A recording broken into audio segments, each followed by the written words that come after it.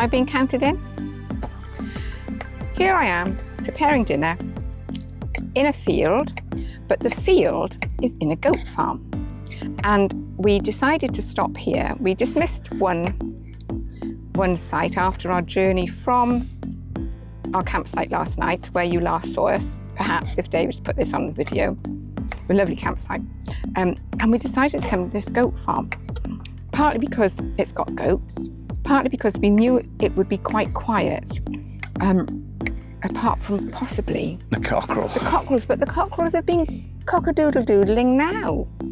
Well, I think they cock-a-doodle-doodled at 7 o'clock at night, unless they cock-a-doodle-doodle to go to sleep. Anyway, there will be lots and lots of videos coming up and photos of the goats and the cows, and we're in a lovely farm. I've been to the shop.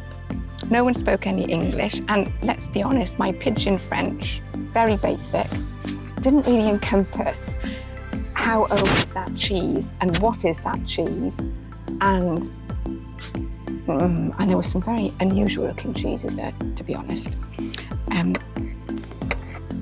Anyway, we got by and I bought a goat's cheese with shallots in the middle that had been aged for quite a long time. So it was absolutely, really like that. The lady in the shop, not like that, and that's how it sounded.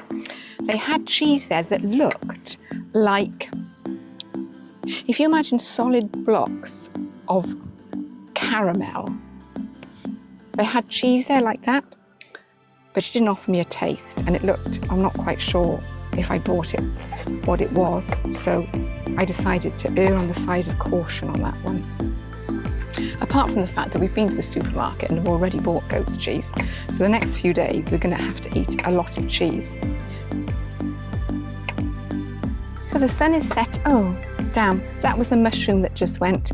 So the sun is setting over there, which means it's going to rise there. But it's a lovely little place. I'm going to have a beer in a minute to celebrate. We forgot to film any more of the cooking and eating.